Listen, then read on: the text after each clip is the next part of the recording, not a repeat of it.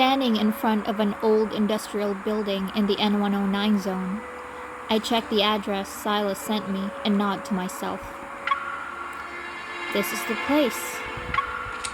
In the vast open space, only the echoing sound of my footsteps breaks the silence. Dust particles float up with every step. No one has been here in a long time. Underground level, section D. I make my way down the dimly lit staircase and hear the faint sound of a rhythmic hammering underground. Sylus?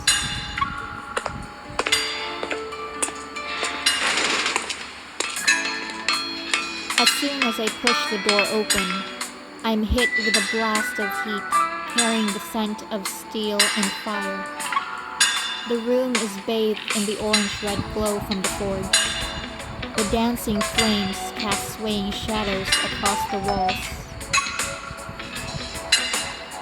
Sylus stands at the anvil with his back to me.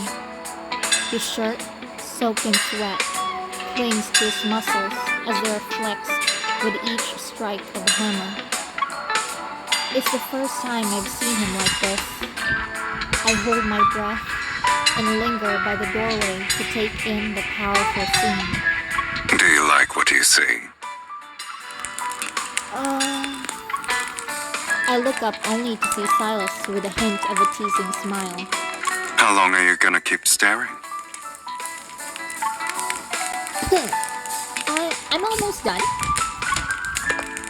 I walk over to stand beside him and make a show of examining the metal on the anvil. Even if you weren't on a kindness leader, you could easily be a master blacksmith with your skills. Unfortunately, Onakainis has no shortage of master blacksmiths.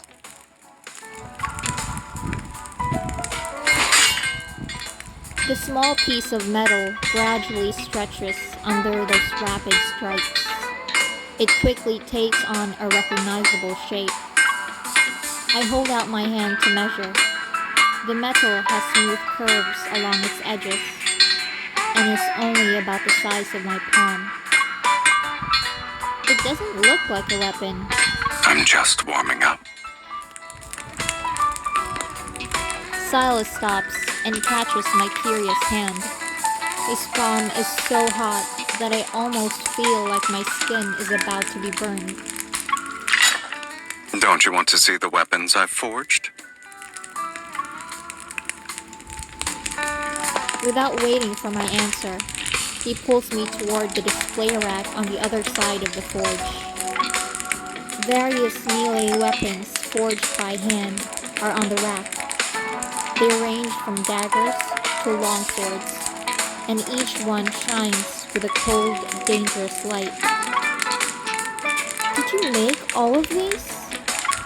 This is just a small portion.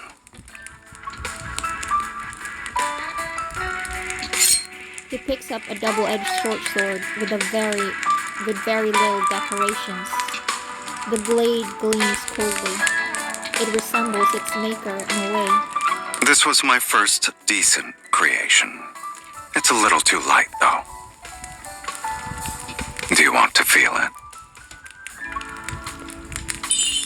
I take the short sword. It's heavy in my hand, but its length makes it surprisingly easy to wield. A short sword isn't for slicing. It's for thrusting. Standing behind me, Sylus takes my wrist.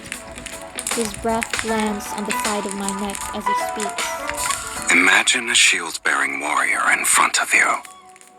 You need to utilize the gap he exposes when he moves. You only have a second to thrust forward. Do you remember the boxing pose I taught you? You can't rely only on arm strength. There's also this. His hand moves to my waist and glides across it. He guides me to transfer my strength from my core to my arms. My fingers tighten around the sword. My face is flushed, and I'm not sure if it's because of the forge's heat or his touch. You're holding it so tightly. Are you afraid you'll lose it? This is the first time I'm holding a short sword. I need more practice.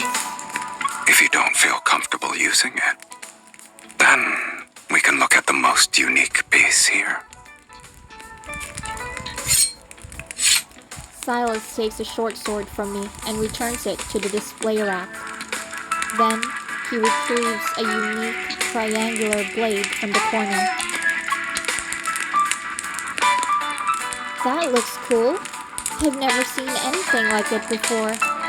It's called a push dagger. The best choice for fighting at close quarters. Barely anyone uses it, though. He demonstrates how to hold the push dagger, and I understand what makes this weapon special. Treat the push dagger as an extension of your arm. You can slash and stab with it, but the most powerful technique is thrusting forward. It's like you're punching something. Attack me. Why? Noticing my hesitation, he slightly quirks an eyebrow. Injuring me won't be easy. Seeing his provocative gaze, I feel the urge to prove him wrong. If that's how you want to play, then I'll definitely have to give it a try.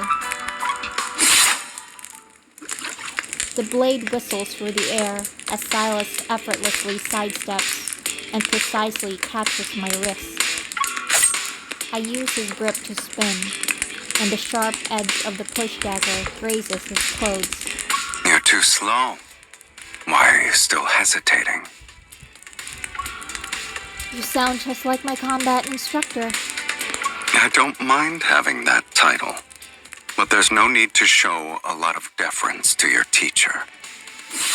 I only get air for my next strike. I change the direction of my attack, but the momentum unexpectedly throws me off balance. Sylus quickly grabs my arm and pulls. I crash into his chest. I use this as a chance to point the push dagger at his neck. Its tip barely touches the vein that pulses with every breath.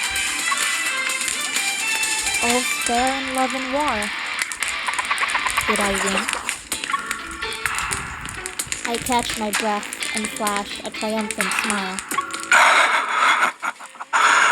I surrender. But weapons like this are only useful in the hands of a strong combatant, right? Not necessarily. In the modern age, they're useful as fancy decor. Then, why did you make these weapons? They can't possibly be just for decoration. Wouldn't you say traditional weapons are fascinating? They're the most direct extension of humanity's aggression, and yet they also represent their most honest desires: to kill, to conquer, and to protect.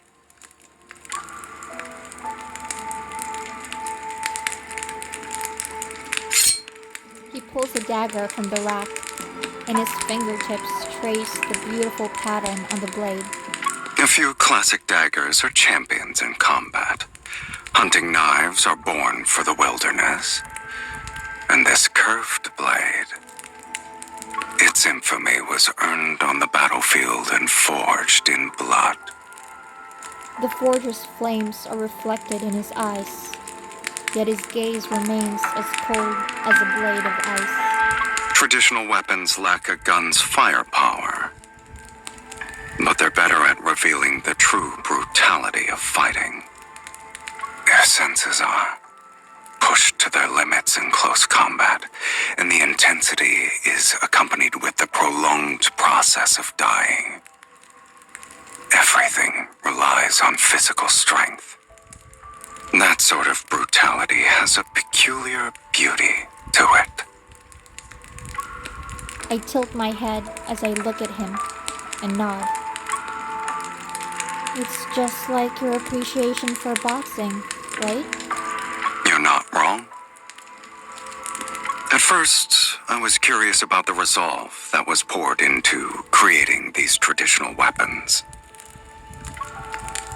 Did you find an answer? There is no correct answer. You have to find it yourself. Then why don't you teach me? I want to know what it's like to be a real blacksmith. Sure. However, I've only been practicing for 2 months. If it weren't for your curiosity, this forge would probably be gathering dust until the end of time. I guess I'm pretty lucky. I notice Sylus is acting different than usual. Fortunately, I discovered this hidden treasure.